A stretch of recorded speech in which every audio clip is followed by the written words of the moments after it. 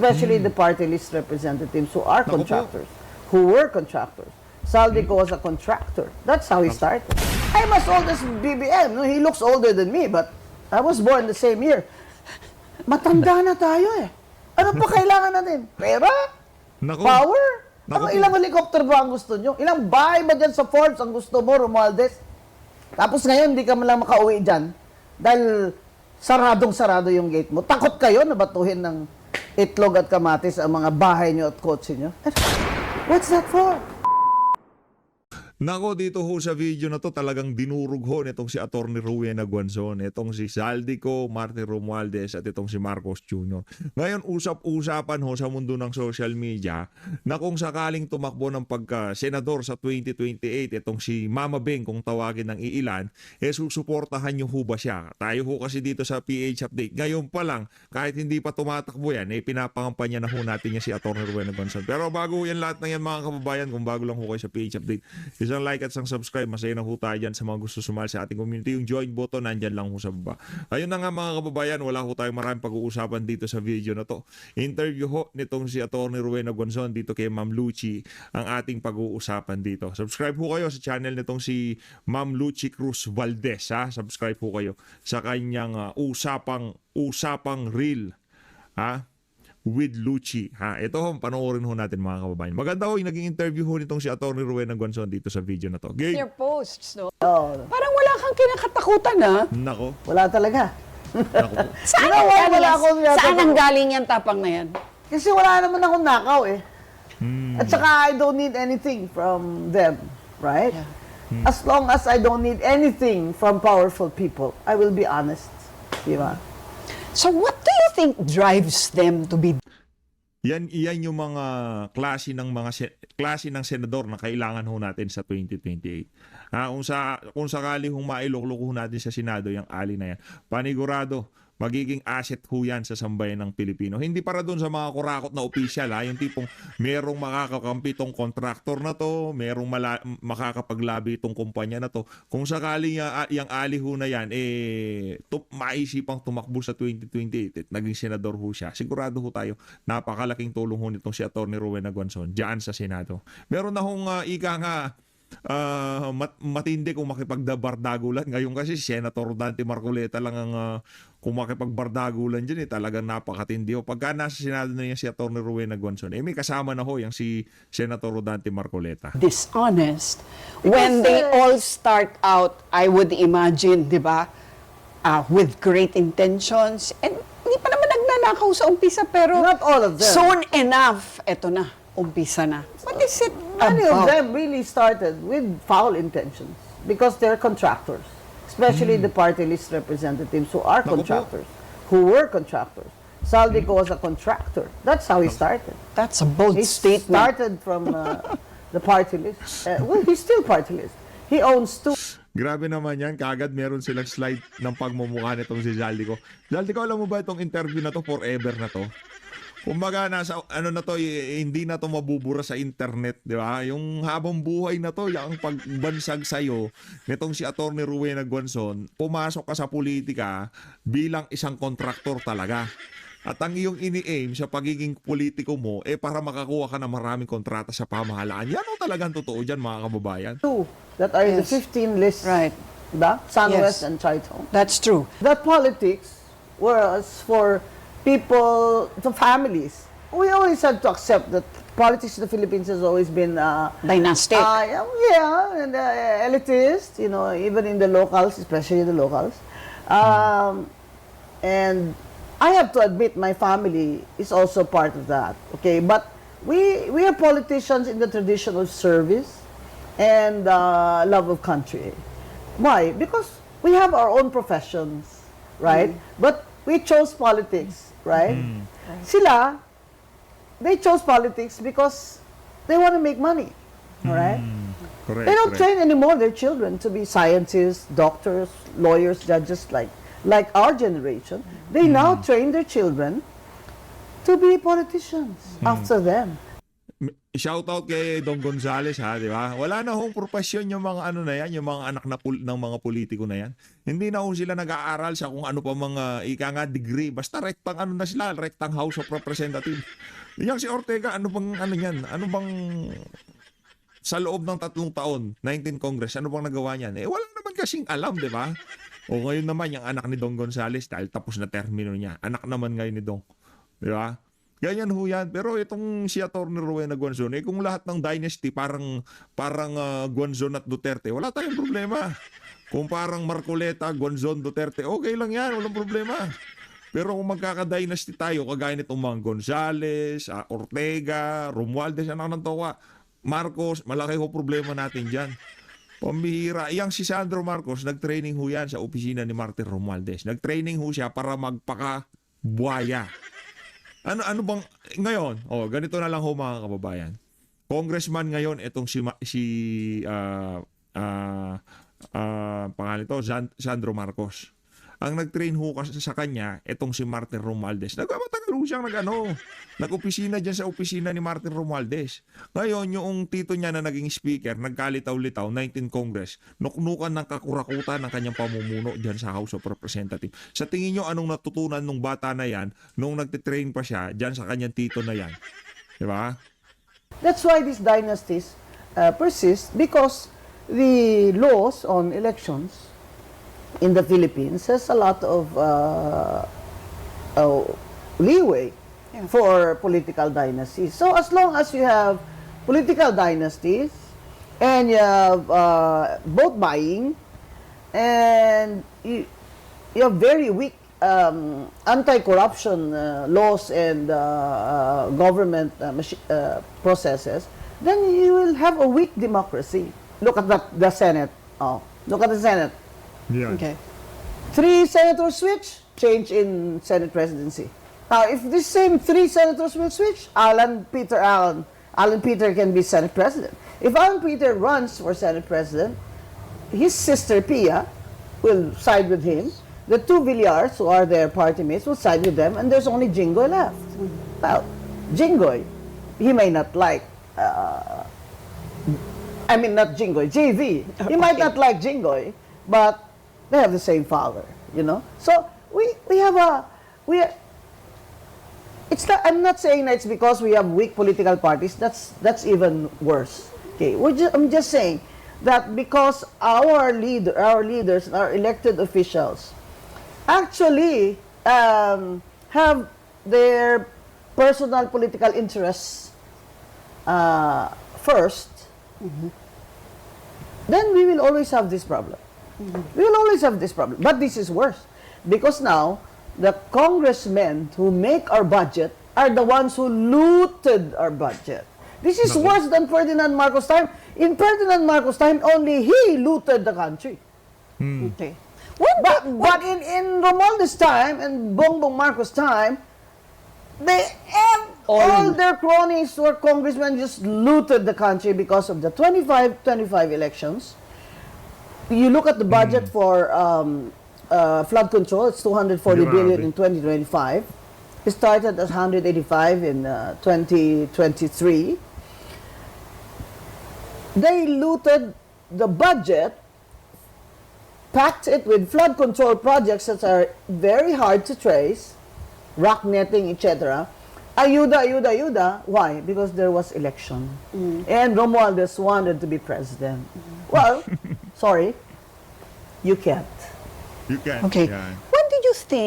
When do you think this family dynamic started?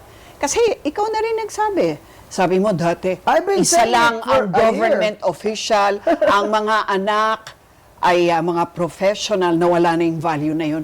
Kailan nag-shift na naging kumpanya na? Sayang kasi, Ang in pamilya. 1986, remember? I was an anti-Marcos, my family was anti-Marcos. I was a student activist. In 1986, when President Cory Aquino took over, it would have been a fresh start. Yes. Sana, right? But the laws on election laws did not change. The cronies were not prosecuted.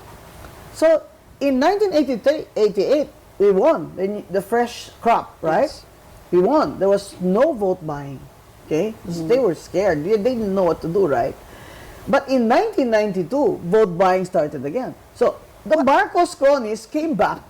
Nakabalik sila starting 1992, etc., etc. And then, these contractors who realized why will they fund the mayors and congressmen and senators, right? When they themselves can be congressmen. Yun, And tama. that's how it happened, that when the party-less system was in the Constitution, the new Constitution, So it started as early as that. they now hijacked the party-less system. Because the COMELEC, I am so sorry to say, it's not stable in terms of making decisions. It flip-flops. No? Like how? Like- Examples. Before kami, hindi ka pwede multi-sectoral. Yeah. You apply as multi-sectoral party list, you have to have a sector that's marginalized. We have to stop the blame game and start, electing people na tamang mga tao in Congress. This lesson should not be forgotten by the Filipino people. Kasi, ito yung stage na delikado. Why? Because if you look at Asia, kulelat na ang Pilipinas. Now, you have three sources of funds. Your GDP, your tourism, and your OFWs. Tourism is kulelat. Kulelat to Vietnam. Kulelat na nga sa Cambodia. Diba? I mean, GDP. OFWs are holding the tripod. Yes. Okay? So, ang sinasabi ko, mas crucial ito ngayon kasi make or break. Make or break. You don't have reforms now. You don't kick out these corrupt congressmen and politicians. You don't start over, radically. Wala na. So, do The you next 3 years of the BBM, how is he going to run this country? With what? With what? Utang? No, but, well, okay. Sabi ng ibang pundits naman, eto na, kaya siya kumikilos. The reason why President Bongbong Marcos is doing what he's doing now is he is creating a legacy. It's his chance, and he wants this sincerely corrected. Do you think that he's on the right track as far as correcting what is obviously now talagang an entire ruin or destruction of major political institutions, i.e. Congress, di ba? And even now, executive, hawa siya ron eh. Binigay lang sa atin ni BBM ang ulo ni Romualdez dahil pag hindi niya ginawa, hindi titigil ang protesta. Kahit isang araw lang na protesta, once a week, for example, yung One Taft Consortium ng mga kolehyala sa Taft, Saints Co, St. Paul's, all these girls who don't even like sunlight, lumabas sila. Gawin nyo lang yan mga anak every week. UP, Ateneo, Katipunan, once a week, once a week, once a week. Well, we can do once a week. We might not be able to do every day, but we can all do once a week until BBM is done, right? So, what's his choice? Keep his cousin, who has all his secrets, or keep his title?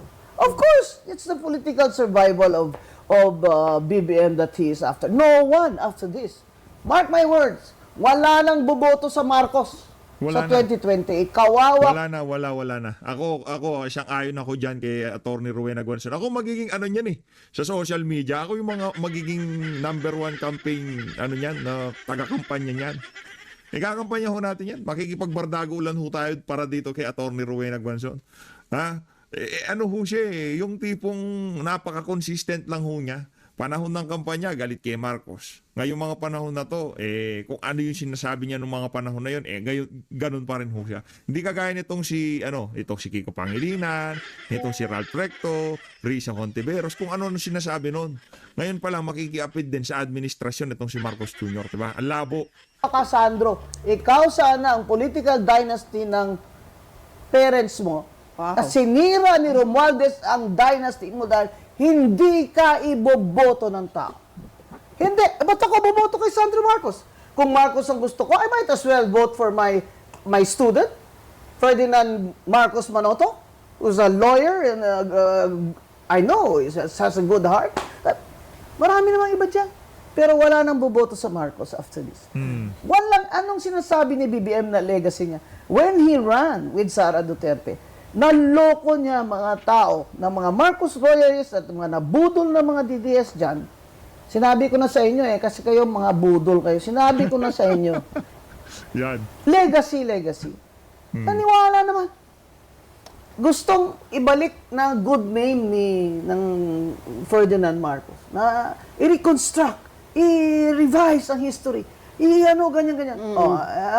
Anong magagawa niya in 3 years na ngayon lang siya nagising? What should he have done during the first 3 years to have prevented this? I guess yun yung tanong, di ba? Ako nasasagot, hindi niya dapat ginawang Speaker of the House itong si Martin Romualdez. Hindi nakinig sa paninira kay VP Sara. Sumunod siya sa pinag-usapan noong binuo ang unit team. Yun lang. Yun lang ang sagot, Ma'am Lucy. Or did he have it in his heart Hindi to nga actually change it Hindi and to ah. really change the family reputation, restore the honor of the Sa akin, Marcos lang, name? pride na lang yun na Marcos uli. Kaya babangon siya uli. Hindi tayo. Babangon siya uli. Hindi tayo ang babangon, yung mga tao. Yun Hindi, it wasn't for the country. It wasn't because he wanted to restore his father's good. No. He wanted to be president just because. Babangon sila uli. Conflict sila ngayon sa kapatid niya, di ba? Kay Amy. Kasi ang akala ni Amy talagang, we will reform, babalik ang Marcos na name na isatama natin, ganyan, ito na lang, last hurrah na natin to, matatanda na tayo, di ba? Matatanda. I'm as old as BBM, no? He looks older than me, but I was born the same year. Matanda na tayo Ano pa kailangan natin? Pera? Naku. Power? Naku. Ilang helicopter ba ang gusto nyo? Ilang bahay ba dyan sa Forbes ang gusto mo, Romualdez? Tapos ngayon, hindi ka man lang makauwi dyan dahil saradong-sarado yung gate mo. Takot kayo na batuhin ng itlog at kamatis ang mga bahay nyo at kotse nyo. What's that for? From the start, kung sinabi nyo na, itong mga dilawan na to, itong mga kakamping na to, wala at sinabi yan, puro lang yan promises. Sana, day one, ginawa niya na, I'll prove all of you wrong. Hindi ako addict. Yan. Babangon ako maaga araw-araw. And I'll face the people. I'll prove you wrong. Hindi ako addict. O hindi ba niya ginawa yan? He was upset most of the time. Did you see BBM? Did you see BBM in the first year? Yan. Ngayon lang. Hindi, nakita ko siya, attorney. Unang tinarget niya mama na yan, F1. Nagpunta ng Singapore. Nanood ng karera na sasakyan. Tapos siya, ala Ferdinand Magellan. Nagpaikot-ikot ho siya sa buong Asia, buong mundo. Gamit ang pera ng sambayan ng Pilipino. Yun ang nakita ko namin sa loob sa nakalipas na 3 taon, attorney. Kaya si BBM lumabas doon sa mga dam, sa mga ganyan-ganyan. And his people already told him, boss, hindi na talaga kaya, boss. Ghost na. project, ganyan. Mabubuking na tayo, boss, kasi marami ng mga kumakalkal. Mga tao may mga video na ganyan-ganyan. Alam mo, naawa ako dyan kay BBM. Ginamit lang siya ni Romualdez. How could Romualdez have had such influence over him when he was one who held the Marcos name? Yan na nga binoto ng mga tao si Marcos dahil gusto nila Marcos. Yung hindi na pala nila alam, yung magiging hari pala si Romualdez. Di ba? Paano naging kaya hari? sila talaga disappointed. Because he controlled the purse. Once he controlled the purse and the congressman, yun ang akala niya, that he can be the next president. Siyempre, itong isa, dahil ayaw naman gumawa ng trabaho, so he will leave it to everybody. And well, this is his own blood. This is his first cousin who promised him that You know, we will build this, we will do that. All these congressmen will be, we will control them through their budget. O, ngayon ha, control kayo, no? Ayaw nyo palitan si Romualdez? Pues, kala nyo, kung hindi nyo siya pinalitan, hindi gaganti sa inyo si BBM? Oh, sige, congressman kayo. Oh, sige, pasahan nyo budget nyo. Pero hindi ko ipaparelease sa DBM secretary. O ano? Sino presidente? Mababawi pa ba niya? Siya o ako? Kung ako BBM ang kakampi mo, kahit you don't like me, but I'm very useful, you know? Kung ako ang kakampi mo, ginawa mo ako contra-advisor. Kumusta ang contra-advisor dyan? Pakinggan natin yung Guanzo na yan kung pinagsasabi ng baliw na yan. Yan. But, Galing ni Atty. Rowena Guanzo. Kaso itong si Marcos Jr. ay ayaw niya ng ganyan eh. Gusto niya puro sweet talk lang, ika nga. Ayaw niya na merong sumasalang sa kanya o dapat pala merong ganun, merong contra-advisor. Yung tipong, sige, pakinggan natin yan. Ano ba sinasabi niyan? Baka merong baka merong tama yan. Papuntahin niyo dito sa Malacanang. Di ba? Wala ho eh. Lahat na lang si Martin Romualdez, mga congressman. Siguro si Benny Abante, gabi-gabi, pinagdarasal siya. Pinipray over siya, di ba? Ang bihira. baka may sense. Di ba? Yung asawa, mas may sense kasi abogada yan eh. Yan. Kasi sabi niya si Lisa, ganyan-ganyan. Sabi ko, okay na lang naman dyan si Lisa Araneta. Why? Kaya abogada. Kung hindi pa yan abogada, asawa niya, ano lang kaya ang tsura nitong administrasyon ni BBM? Ngayon naman ang tanong ko, Yan. wala bang kasalanan ng taong bayan dahil sila rin ang boto raw sa mga politikong yan? True. They are party to be blamed. But, who was the Attorney, sa 2028, tumakbo ka ng pagkasenador. Sigurado, sa bayan ng Pilipino, hindi ko tayo mabubudol dito sa isa na to, okay? May prinsipyo eh, yung pula-pula sa kanya, yung itim-itim, hindi niya inaano. Hindi ko siya pabalabalentong, ika nga. May prinsipyo ang ali, tumakbo ho kayo. Iboboto ho namin kayo, kahit na pinklawan kayo, kahit ngayon nakapink kayo. Diba? Ito yung pinklawan na may utak, ika nga. power should be blamed? The one who has the power should be the one who has to take the blame. Sila ang may power eh. Kaya sila namili. Kung hindi sila namili, hindi naman tatanggap ang mga tao. Namili ng boto, you Oh, mean? yeah. Oh. Sila ang may power eh. Sige. Oh.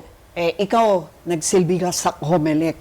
Ang tagal. Before diba? that, COA commissioner ako. Oh, exactly. I have a degree in economics, which people, they don't know. Don't know. Right. They don't know kasi kala nila aktivista ako, political science ako. I have a degree in economics, Yes. no? Yeah. Kaya lang, hindi niyo ako nakikita nun sa UP kasi lagi na naman ako sa kalye. So, ang tanong ko nga dyan, anong mali sa laws natin? Or, I don't know, meron bang paraan para talagang ma-educate, lalo na ang mamahihirap dahil sila talaga yung pinaka-disadvantaged sa panahon ng eleksyon? Ang hirap kasi ng education, itong vote buying and vote selling is a failure of our education system. Bata pa ang bata, ganyan, SK, pati SK magnanakaw na rin. Alam niyo mga anak, yung ginagawa niyo, idol niyo yung mga kapitan niyo na mga kurakot, yan ang problema. Ha? Ayoko na ng mga mabagal yan eh. Educate them na hindi sila magtanggap. Oh, what's Alam a mo fast? kung mahirap ka. How to fast Bibigyan track? ka ng 3,000 per house, ha? Kaya Eh, nga. ganito na. Yung term limit nila, iputulin nyo na. Oo, gawin nyo na. Gawin nyo na 4 years ang congressman pero wala nang re-election. O, tingnan natin kung magnanakaw pa kayo. Saka wala kayong infrastructure funds. O, wala. Pagalingan na lang tayo dito. O, bakit yung nanay ko noon, nag-board member, walang sweldo? Nung panahon ng nanay ko, ang mga board member walang sweldo. Per diem lang. O, kaya kung hindi mo kaya, huwag kang mapolitika nung unang panahon. Di ba? Bila, di mayayaman lang po pwede. Ano nang po masama doon? Pero ang Ano nang po masama doon kung mabubuti silang tao? One term lang ang congressman. Gawin mo pa 4 years kung gusto mo. Oh. Tingnan ko lang kung magnanakaw pa yung mga hayop na yan. Tapos Galit wala silang infra-budget, walang pork barrel. Tama naman si Senator Lacson. Wala siyang pork barrel. Tingnan nyo, di sitting pretty siya. Di ba? Walang pork barrel. Congress, Commissioner Gonzo, hindi ka lang nakaupo, kaya sabihin mo walang pork barrel. Ikaw naman. Pinaglaban ko yan hanggang ngayon. Nasa Supreme Court pa yung issue namin sa P3PWD kay Romualdez. Andyan pa yan, buhay pa yan. Pag nanalo ako dyan, sisingilin ko siya. No? Salanan niya ito lahat. Hindi personal ito. Gusto namin ng reform.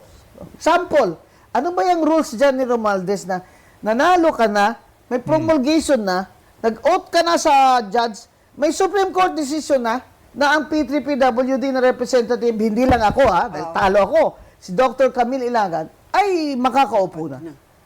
Harap-harapan na. 3 di pa lang sa kanya. Sinabi na sa kanya ng isang secretary na andyan na ang kamag-anak niya, si Dr. Camille Ilagan. At ayaw pa niya yun, kauri niya, yung mga lumang, mga old, rich na mga tao. Di ba? Pero hindi. Na edukado. Hindi kami basta-basta naglalagay dyan ng hindi marunong. With a doctorate in business administration. Ayaw niya. Hindi niya pina-out. Bakit daw? Dahil ako daw, dapat umalis daw ako sa P3PWD. Sinabi niya. Sinabi ba niya yan? Yes. Hayagan? Yes, he said it. Anong dahilan daw? Ba't ayaw niya sa'yo? Kasi ako, magulo daw ako. I cannot be controlled. But he doesn't Kasi have the mali right to siya do eh. that. Hindi naman galit sa akin si BBM dahil nanalo na naman siya eh. Ginawa niya lang dahilan kasi takot siya sa akin na once daw po ako dyan sa Kongreso, halongkatin ko. Kasi doon ko pa narinig na may 3% daw ang mga congressmen dyan. 3% ha? 3%. Hindi pala 3%. 5% pala ang insertion fee. Pag nag-insert sila sa budget ng ganon, may 5%. Yun ang mali pala. Pass through. Dati, I was ready to have a privileged speech about that. Anong reforms ang gusto natin? Cut. Mag-term limit ka. Number 2, wala nang pork barrel. Total, papalitan na rin lahat sila sa DPWH, sa mga hayop kayo dyan. Tama si Secretary Binson, mga hayop kayo. Di na kayo naawa sa bayan nyo. District engineer lang kayo, susugal kayo ng milyon-milyon. Yung mga anak nyo nasa private schools.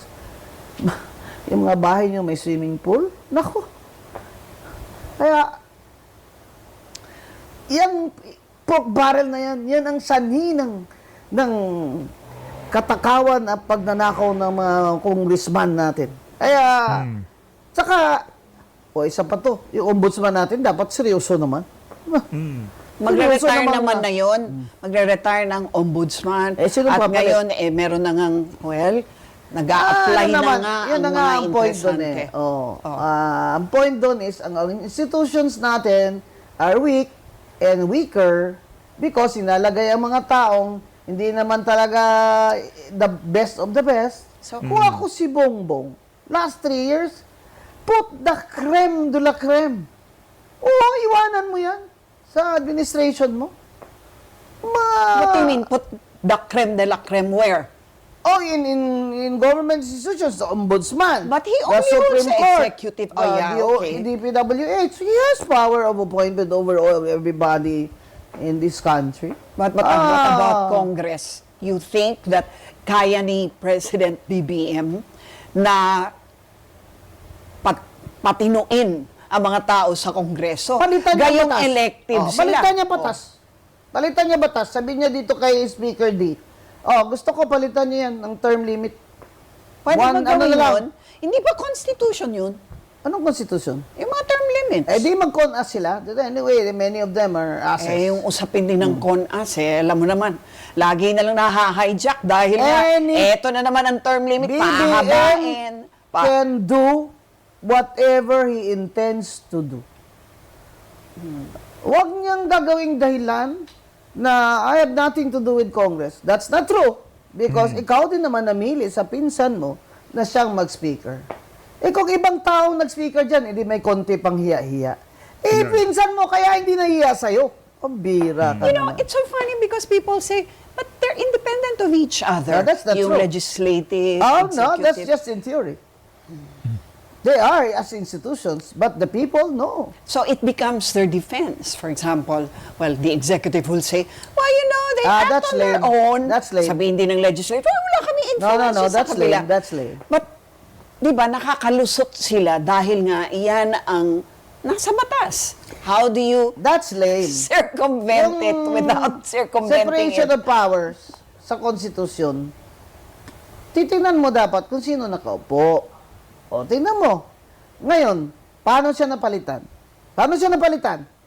Eh di si Sandro, may marching orders, napalitan ng tito mo. Eh dahil Hindi na anak kaya. niya. Oh. Dahil anak niya. Pero Paano kung wala siyang anak doon? It could have been anybody else. It could have been anyone. He could have said, okay, ayoko na yan. Palitan nyo na yan. And what Bongbong wants, Bongbong gets. It's always been that way. Diba? What do you mean? What do you mean by that? Well, he was the only son. Diba? What he wants, he gets. Diba? So why- bakit mo kami so why ngayon do you think sasabihan- it took him so sasabihan long? mo kami na hindi mo siya kaya? Maniniwala ba kami dyan? Eh kaya ngayon nag-speaker in the first place. Kasi pinsan mo, yun ang pinili mo. Para meron kang kapitan. Di ba? Kung sa mafia pa, meron kang kapitan. Eh ngayon, ng kapitan, naging mas powerful pa sa kanya. Yun lang. Abay, siya na itong the supreme leader, Kim Bonjig. Yeah? Ano to? Ay, may level ho talaga bumalagbag tong si Atty. Rowena Guanzon. Hindi na ito, speaker eh. Supreme leader na ito. Kung makaasta pa, Congress will not be a refuge for the thieves. Scoundrels. Comelec. Yeah, because you were there. Palitan natin Anong ang dapat nilang sistema. ginawa? Anong dapat Oo. gawin? Itong sa party list, ang COMELEC, I'm not saying mas magaling ako sa inyo, retired na ako.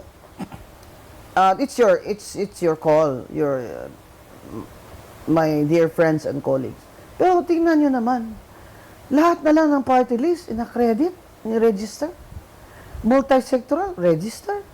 Lahat na lang kahit, pati hindi na lang nag-require kayo na, I know that you cannot make the law, Yes. but you can make the rules.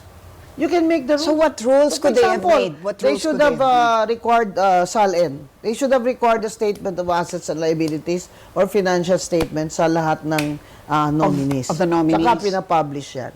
Tapos, dapat may tanong dyan, di ba?